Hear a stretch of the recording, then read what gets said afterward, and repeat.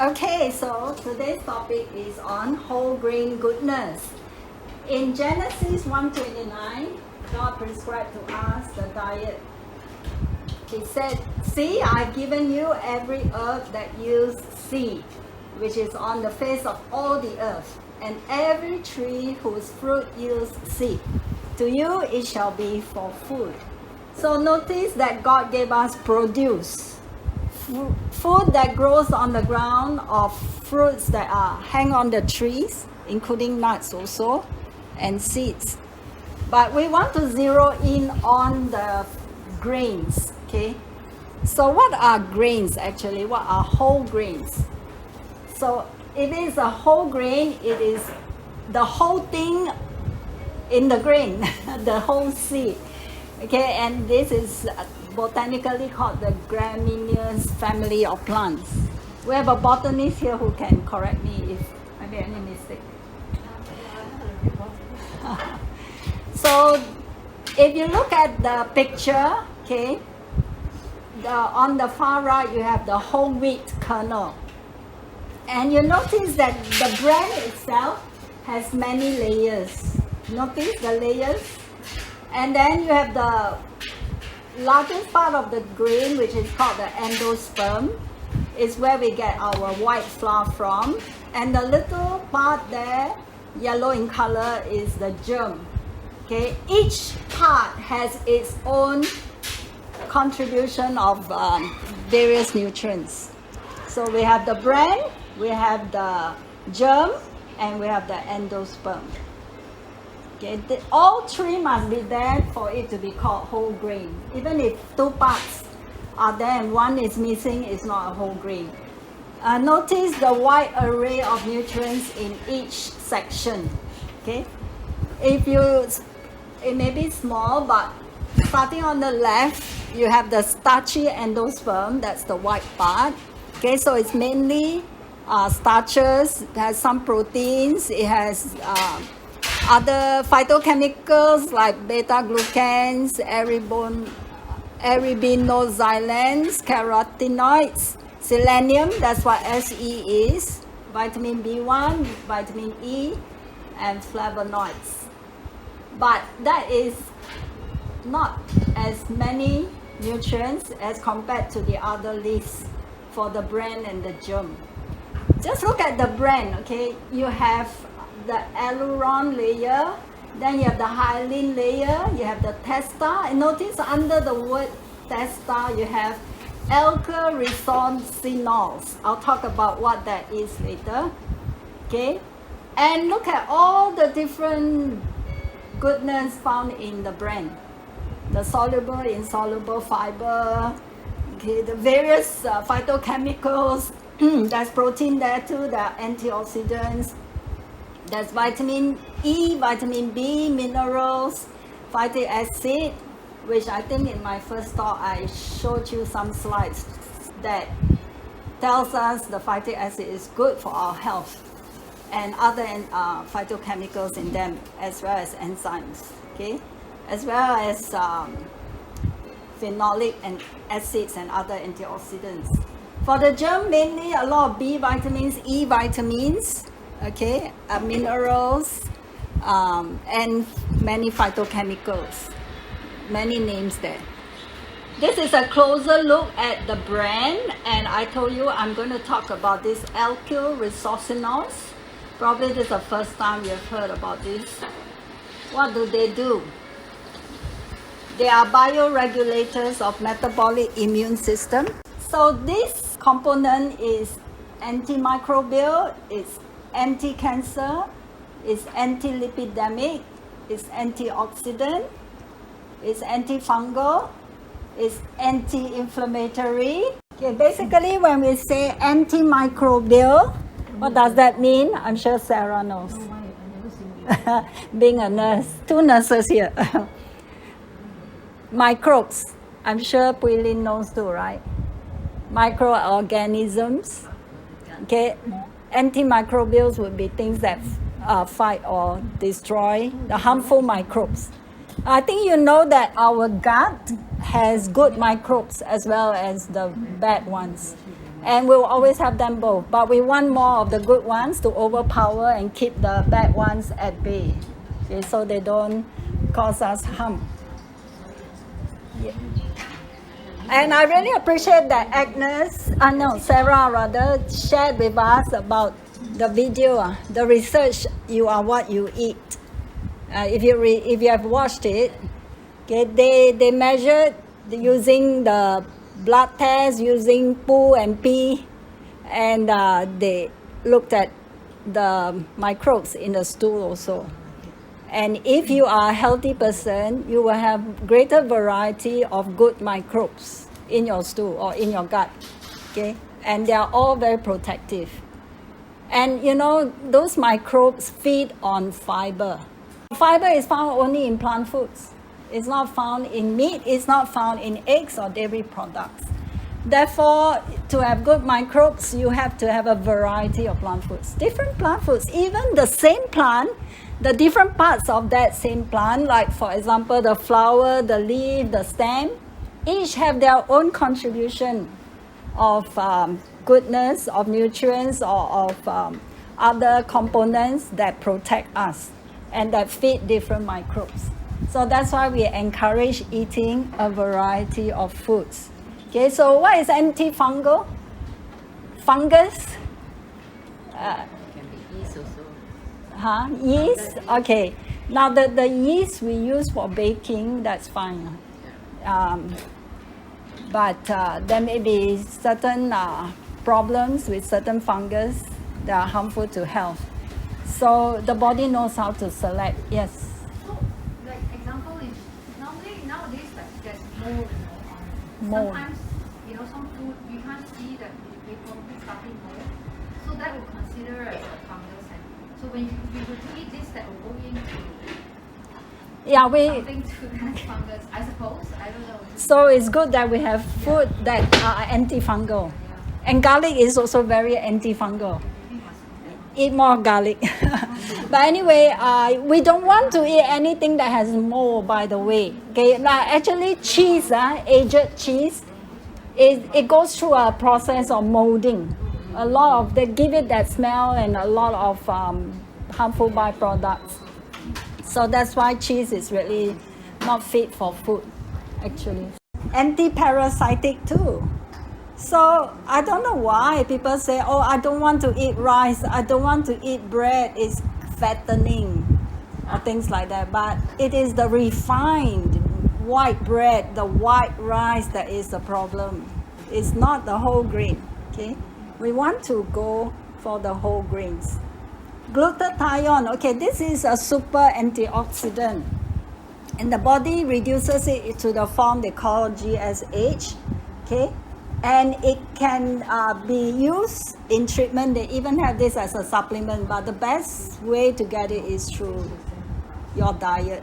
By eating the right foods, your body can make it into a powerful antioxidant that can treat intoxication, diabetes, uremia, sepsis, inflammatory lung processes, coronary disease, cancer, immunodeficiency states like HIV, okay, acute respiratory distress syndrome, SARS, toxicology for toxins, okay, AIDS, aging, oncology, fighting cancer, liver disease. Imagine how powerful the whole grain is. Okay, what about phytosterols and policosanols in the germ? Now is the germ of the grain. Okay, so they help to lower cholesterol. They are anti-inflammatory. A lot of diseases are inflammation. They have inflammatory process. Okay, and the body's immune system is triggered to address that concern. But then if it's a chronic thing, then it builds up a lot of foam cells and build up a lot of plaques and other things that harm us in the long run. Okay, so phytosterols are sterols found in plants. Phyto means plants, right?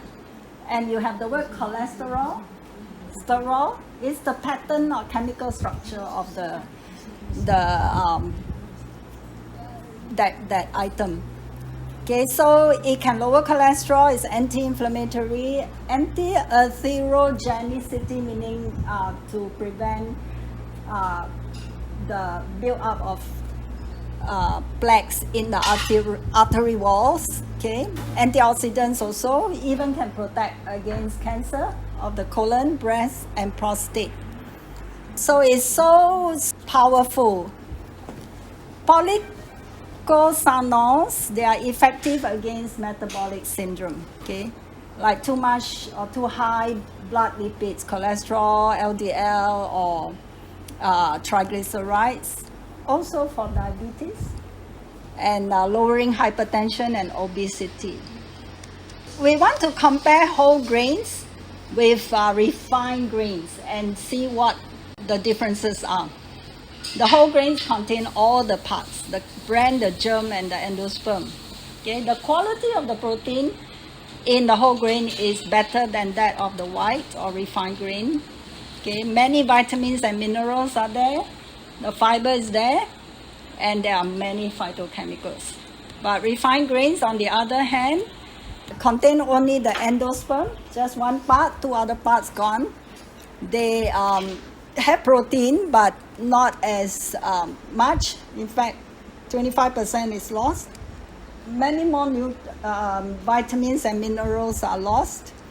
Okay, most of the fiber is lost. That's why you don't feel full for as long, because fiber helps to keep the blood sugar, to release it evenly into the blood system. When there's refined sugars and starches, they get absorbed more quickly, and there's a rush, a surge into the bloodstream, and then the insulin is triggered to bring them into the cells. But the insulin by nature doesn't work in a rush, and so it continues to bring more sugar until it becomes too low, the sugar. And definitely a lot of phytochemicals are lost in the refined grains. Okay, how do you know which of the products you buy in the supermarkets are whole grains and which are refined grains? If it says unhulled barley, is a whole grain. Okay. Brown rice, definitely. Actually, there are many whole rice, like red rice, purple rice, black rice, and so on. Bulgur. What is the difference between brown rice and red rice? They are both whole grain. They are different colors. Each color is a phytochemical. Like red is lycopene. So we eat a variety. So when they call it whole grain white rice, is it whole grain? Why do they call it whole grain white rice? I don't know. This one I say whole grain white rice, is it whole grain? Okay, that is a good question. I need to check on that. I have not come across it, and I just wonder, is that did they have a new hybrid of grain of rice or what? I'm not sure. Buckwheat is a whole grain. Actually, buckwheat is a pseudo grain. It's not really botanically a grain, but it is very good for people with autoimmune disease because it's more easily digested, and also because it has a lot of fiber, soluble ones. That's why it is kind of jellish when you cook it. It thickens, and it is very good and easy to digest. So you mean to say any food that is slimy and that one is a lot of fiber? Soluble fiber, yes. Usually, because it's gelatinous.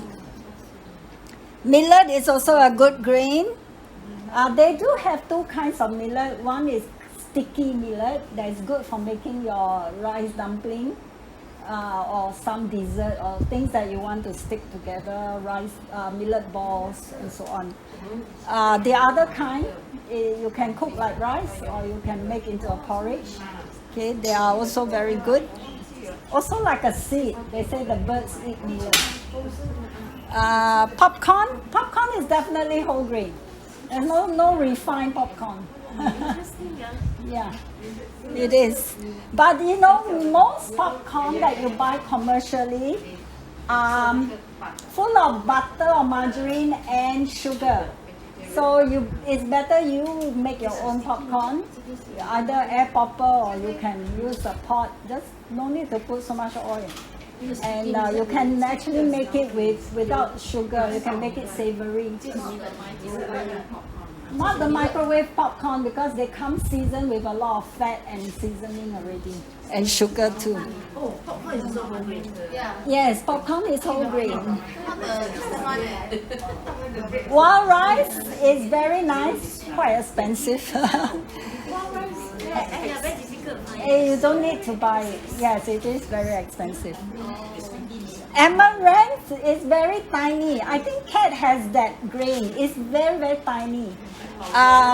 But it's very high in protein. Okay, it's also very good for people with autoimmune disease because it's also very easy to digest. Quinoa also another one. So people who have sensitivity, food sensitivity, especially autoimmune disease people, maybe they should start off with grains like buckwheat, quinoa, amaranth. Okay. Sorghum is not too common here. When I was in South America, it was very plentiful there. There are red sorghum and different colored sorghum, very nutritious. You have sorghum flour here. Okay. Triticale is another whole grain. But if it just cornflakes is not a health food. Okay, and corn is mostly GMO. So I don't really care to use corn. All right, couscous, unless it says whole grain, if it just says couscous and no claim that it, with the word whole grain there, it's definitely not. Spaghetti, even if it has the word enriched, it is not, enriched is not the same as whole. Okay, grits, pretzels, white bread, white rice, noodles. Most noodles are refined food, but there are buckwheat noodles, and even buckwheat noodles, there are those that are 100% whole buckwheat, and there are some that are mixed with other flour.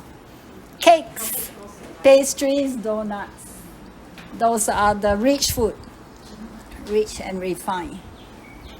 So these are some examples. Now, commercial products, they are out to deceive you, if I may say so. Because they want their product to sell, right? I mean, money is their bottom line. So if you see whole grain, of course it is a whole grain, they can't bluff with that.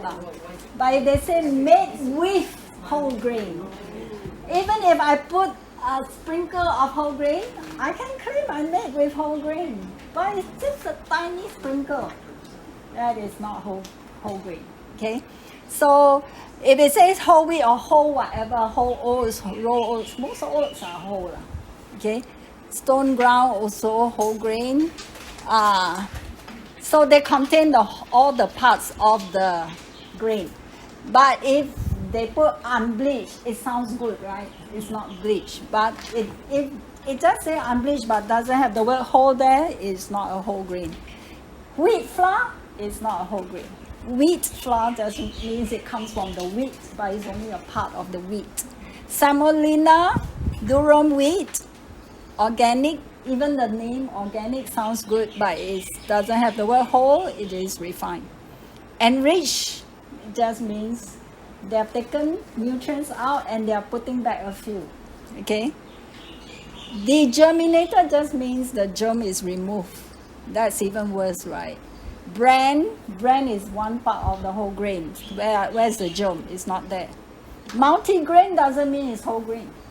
I can have multigrain, refined rice. I can have refined rice, refined barley, refined wheat, and put them together. They are multigrain, but they are all refined. So multigrain doesn't itself mean it's whole. Okay, so you must learn to see through marketer schemes. The first ingredient should be a whole grain. Okay, sometimes, even if it's the second ingredient, it may be only 49% or less of the whole grain. And then fiber itself, while fiber is good, fiber doesn't mean it's a whole grain, because you can add, like they add pea powder, green pea powder, which is high in fiber, and they say this is high fiber, okay, but it's not necessarily made with whole grain.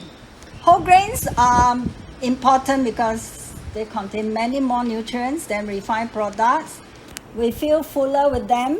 You eat a whole wheat bread compared to white bread, you feel more full with the whole wheat bread.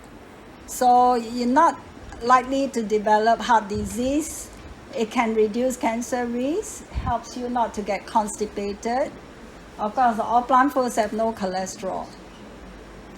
So people who eat whole grains, they can drop their heart disease risk between 25 to 36%. Now, different studies show different percentage, so they give the range that the heart disease risk drop. Okay, type 2 diabetes drop 21 to 35%. So the smaller percent is here and the bigger percent is there. Digestive cancers drop 21 to 43%. Stroke 37%. So very high in dropping down your digestive cancers and stroke. So stroke patient, likely they must be eating too much refined foods. Okay? As well as too much meat. Type 2 diabetes, it also is helpful with type 1 diabetes. So the Iowa Women's Health Study showed a 21% decrease in risk with whole grain. From the Nurses' Health Study, it reduced it by 27%. From the Finnish study, 35%. From the Black Women's Health Study, 31%. And they just use 3 servings of whole grains a day. Just based on just 3 servings of whole grains a day. Do you recall how much is 1 serving of whole grain? The first session, some of you were not here. If it's rice or other cooked grains, half a cup cooked is 1 serving. But a lot of this serving size is half a cup cooked is 1 serving. If it's a vegetable salad, because it doesn't shrink, it's raw, 1 cup is 1 serving. But if it's a cooked veggie, half a cup is 1 serving. So 3 serving means 1.5 cup cooked. If I eat 2 slices of bread at breakfast, I already got 2 servings. I eat half a cup of rice at lunch, I already got my 3 servings. So it's very easy to meet this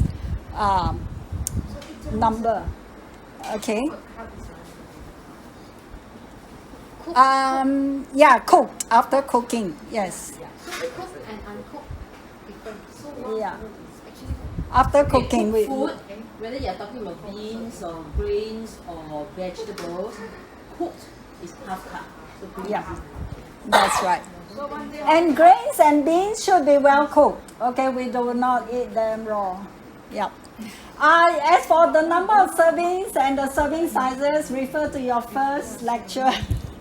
In the chat group, you should see it. Okay, so this study of female nurses, 80,000. Yeah, it's big. You know, for research to be reliable, the N or the number should be at least 25%. So 80,000 is plenty.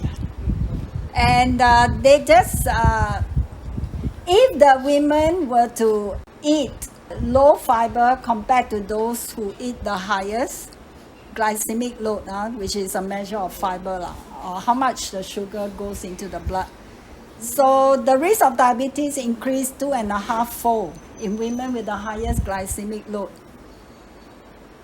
That means they have the lowest fiber intake now. But those who eat the most sugar and refined starches had the highest risk. While fiber is itself beneficial, there are many other factors in the whole grain that are also protective against diabetes. White rice is associated with 17% greater risk of diabetes, but brown rice drops it by 16%. Oats and barley even better for diabetics because of their soluble fiber. Of course, we need both insoluble and soluble. The insoluble help us not to be constipated. The soluble helps to bind to the excess sugar and the excess cholesterol to be sent out with the excretory organs. Okay, so soluble fiber is very important for diabetic control, for heart disease, and also important in cancer.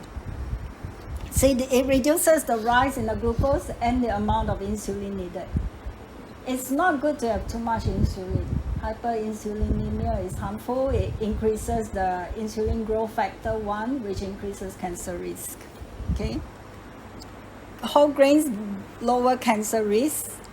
Women who ate more than 4.5 servings of whole grains had 1/3 less likelihood of developing colon cancer compared to those who eat only 1.5 servings a day. That is whole grain, okay? They may be eating the rest as refined grains.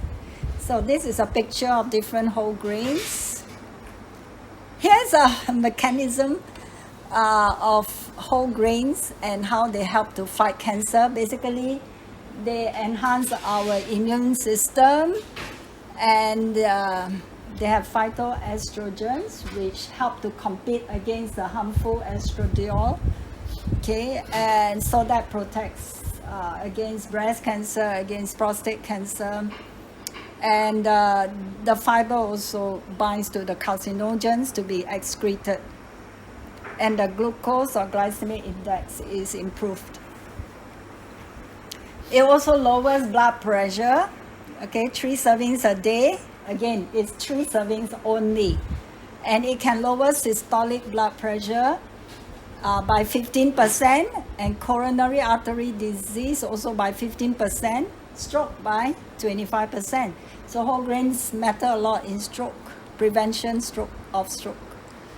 Eating whole grain oats every day for 3 months enabled 73% of those with high blood pressure to reduce or eliminate their need for medication. That's a lot, better than drugs. Okay, 1 serving, okay, 1 slice of whole grains, 1 serving, 1 small tortilla. This is nice for making wraps. Half a cup cooked cereal.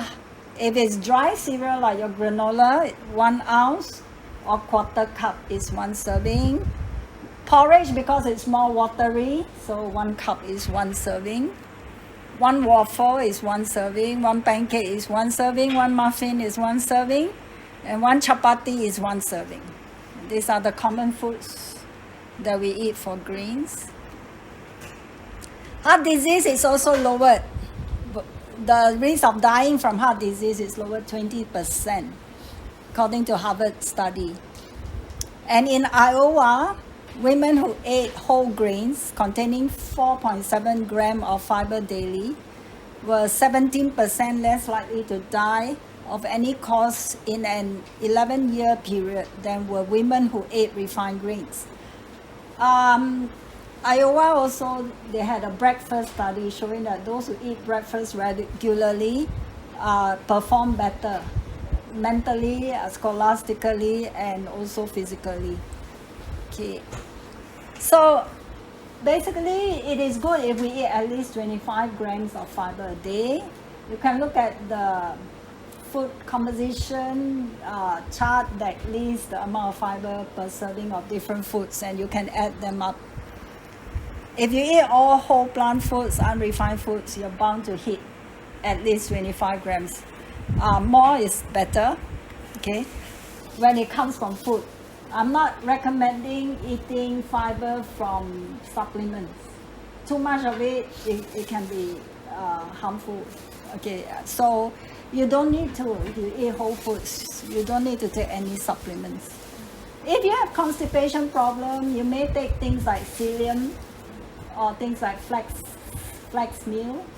Okay, they gel up also and help to move the transit time of the stool. So again, for the heart disease, they just based on 3 servings eaten. Or any one of these, besides you eat at least 3 servings of whole grains a day, or you want to go by amount of fiber increased by 10 grams, or eat oats 5 times or more a week. I have a friend in the States who had diabetes, and she attribute her cure from diabetes to just eating oats every day. That's what she feels was the reason why she no longer is a diabetic. Okay, but of course type 1, if you have beta cell damage, then you are, you don't have the cells to make the insulin, then you are dependent on the external source of insulin. So all these will reduce heart disease and stroke between 25 to 37%. Constipation and diverticulosis. Diverticulosis are outpouchings of the colon, where things can just get stuck there and irritate the lining of the wall and can cause diverticulitis, and then it's inflamed and it can become cancerous also. So in this study, 48 per 1,000 male health professionals, doctors and other health professionals, were studied, and those who ate average of 32 grams of fiber a day were 42% less likely to have symptoms of diverticular disease than those who ate only 13 grams a day. 32 grams a day is easy to reach also, even on 2 meals a day diet. So Bran was the part of the grain that was associated with reduced diverticular disease and constipation. Okay, because it helps you to move your bowel more frequently and regularly. It's good to be regular in your habits. Fiber gives a sense of satisfaction. You feel full. You don't get hungry between meals. You don't need to snack. Okay, save you time, right? Save you money also from snacking. This kind of foods, for sure you get hungry fast between meals. And this is not what we recommend, but we recommend this kind, all right? Lots of nutrients I already highlight. So complex carbohydrates are good for us. In fact, all plant foods have carbohydrates. All plant foods have fiber. Fiber is a part of carbohydrate. And fiber is so important. Fiber is the equivalent of medicine, so to speak. Okay, so the carbohydrates is a good source of energy, clean energy. Okay, because the carbon is used for burning to fuel. The other part of the carbohydrate is water. It's recyclable. No waste products formed. And do you know whole grains help you to sleep better? Yes.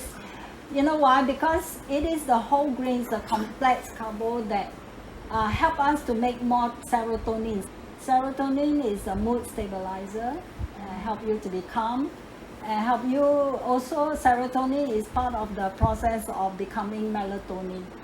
Okay, if you just take tryptophan, which is an amino acid, okay, to make your serotonin, you can do that, but it is more of the complex carbohydrates that makes for more serotonin. Complex carbo help to prevent diseases, and since it make you feel full, you can control your weight better, even can help you with your memory, with your mood, happy mood. Provide fiber, prevent blood clots, and improve the digestive system. And it's the best fuel for athletes. There are a lot of Olympic champions who go on carbohydrate loading 1 week or 2 before the actual event to maximize the glycogen store in their muscles and their liver, so that they don't get second wind too early into the run or whatever event it is they are participating in. So it is helps you to have more energy for a longer time. Here's a very complex chart, but I purposely put it there. Somebody was saying, why you put this? It's so hard to read and so many words. I said, that's the idea. I want you to see how many mechanisms and ways by which your whole grain protect you from diseases. It impacts your colon health. It impacts your weight regulation. It helps lower diabetes, lower cancer, lower heart disease. Even your skeletal health is improved with eating whole grains, even mental and brain health. So, and these are the different mechanisms. If you are interested in mechanisms like me, why, how does it work, then you can go and read this. If not, never mind. Just know that it helps protect you in so many ways. Okay? So, I cut it in half, and this gives you easier reading of the words. So you can go back and look at it later when you get the file in the chat group. Those of you who are new, I need to add you to the chat group later so that you get the information and announcement for future classes. The question is comparing white bread to whole wheat bread. Okay, how many slices of white bread do you think will equal one slice of whole wheat bread for pantothenic acid? It's a vitamin. Any guesses? It should be 0. You mean if it's The endosperm there have so you need how many more slices of white bread compared to just one slice? We keep comparing to one slice of whole wheat. So you need how many more white? Okay, 2, I think. Yeah, 2 slices. How about vitamin 6, B6? How many slices? Guess. 3. Ah, good guess. 3 slices. You have to eat 3 slices to get the same amount of vitamin B6 as found in one slice of whole wheat bread. How about magnesium? 4, okay. Correct. How about copper? How about copper? 5. Wow. You can see the pattern. How about fiber? Sorry, the pattern changed. It got too long. So now 8 slices. White bread. Yeah. So these are fiber. Fiber. Yeah. Just now the 5 was what? Copper. Magnesium was 4. Okay, how about biotin? 10. How about vitamin E? 20. If I ask you phytochemical, it would be like 200. But because there's so many different phytochemicals, are you going to be able to eat 20 slices of white bread? One day eat 10 loaves. So actually, which is cheaper, the white bread or the whole wheat bread? Yeah, the whole wheat bread is cheaper. And you're not fattening. If you eat so many slices of white bread, you get fatter and fatter, no? So God gave us what is good. You know, there's a verse in Isaiah 55, I think, verses 1 and 2, that says, "Wherefore do you spend money on that which is not bread, or on that which does not satisfy?" You know, God says, choose that which is good, rather than what is harmful. I'm done. Do you have questions? Yes, then Yes. I think I'm very confused. Yeah. When you talk about multi-grain, Okay. it probably is refined. So in this case, how would I choose whole grain bread? Okay. If I go NTUC to buy wholemeal bread, is this grain? Okay, good question. Actually, you just need to look for the word WHOLE, whole. If that word whole is not there, it's not whole. Because if it's whole, they want to claim it, you see. That's why it costs more, slightly more. So don't look for the word whole. Yeah, even if it's multigrain, if it doesn't say whole, read the ingredient list. Okay, they may put a nice picture on the packet and they may put words like high fiber. Oh, yeah. Don't get misled by those things. Those are just, they may be true, okay, but it may not necessarily necessarily be whole grain unless it says so.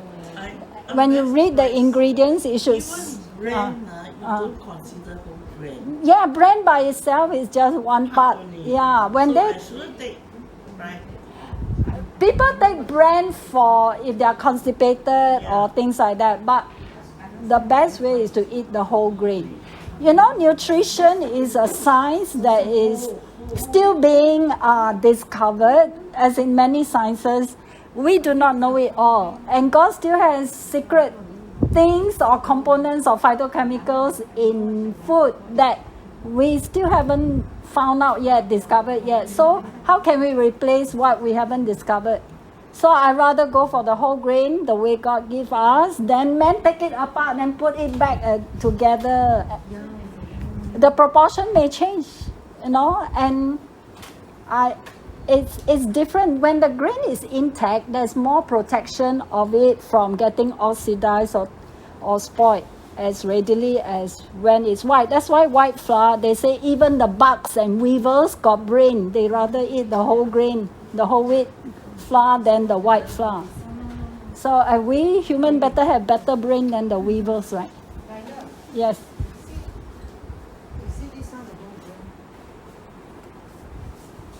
Just by looking at the packet, I may not know. Well, it says wholemeal bread, but you know, sometimes they just call wholemeal bread, but it may not be 100% wholemeal. So the way to tell is flip to the ingredient list, see whether the first word is whole grain, whole wheat. If it's not, it's not. It may just be a certain percent. So wheat, is it a white flour? Wheat is just white flour. If it says wheat flour, it is white flour, right? So how quickly we choose, commercially, how quickly we off the shelf take whole grain? Must see whole. Yes, must see the word whole. That's right. And read the ingredient list. The first ingredient should be whole. Yes. Jenny? Two questions. Just now you talked about the glutathione. Ah. That contain glutathione. Okay, glutathione is an antioxidant, especially converted to GSH in our body. They are found in plant foods besides your whole grains, vegetables, green leafies are also a good source. They have variety. So we want to eat a variety of different whole foods. The whole grain, the beans are very powerful. I want to talk about beans the next round. And then we have vegetables, we have fruits, we have nuts and seeds. All these food groups we should eat of. Doesn't mean the same amount for each. The nuts and seeds we eat the least amount in serving. Just one serving, one handful, quarter cup is enough. So, any other question? My second question. Oh yes, sorry. You were talking about the oat. Oats. Has soluble fiber that helps to absorb the sugar as well. Yes. So, how much Oats to eat. Actually, it depends on your activity level and your body size, your age, and so on. You can take 1 to 2 servings at breakfast, maybe, or we don't want to eat only one kind of grain every day. We try to have at least 2 kinds in the same day. Yeah. Sorry, I didn't attend. Oh yes, the previous classes. 1 to 2 serving, that means is So 1 serving is half a cup cooked. And actually depend on how you cook your oats. If you put a lot of water, it's more watery, you may take more. But if it's thick oats, okay, thick, then half a cup is 1 serving. So we don't mean that in one meal you have to have 2 kinds or more kinds of grain. But say 1 meal is 1 kind of grain, the next meal another kind of grain would be better. Yeah. And then we vary from day to day.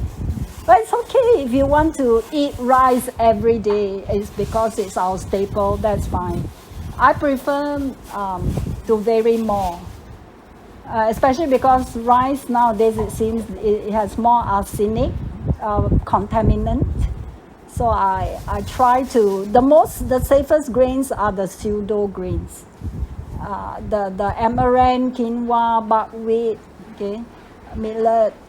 But you can enjoy more variety if you have no autoimmune disease problem. No. The question I ask is that, let's say you cook. Sometimes you don't cook one meal. You cook. Can you cook for like 5 days? And then the nutrition is it still there? Okay, if it's grain and beans, you can put in the freezer, or if you are eating the next day, you can put in the fridge. Yeah, it sometimes makes sense to cook for a whole week, especially when you're busy, especially things like beans. But I do not advise keeping salads for the next day or veggies. Cooked rice, be sure to put in the fridge right after eating rather than let it sit out too long because they can spoil more easily. The nutrition good. Let's say 5 days, will it still be there? Is it okay? If you're just putting in the fridge and not freezer, I don't recommend eating more than 3 days in the fridge. Yeah. But I think if you want to keep it longer, put it in the freezer. Yeah. I cook a big batch of spaghetti. Then I use plastic bag, like one portion. Yes. Then every time they want, right, they just go to the freezer and pick up. Saya don't have so much time to cook every day like that. Yes, I think we should stop here and go on to the cooking demo. Yeah. Thank you very much. You can also ask questions in the chat. Okay.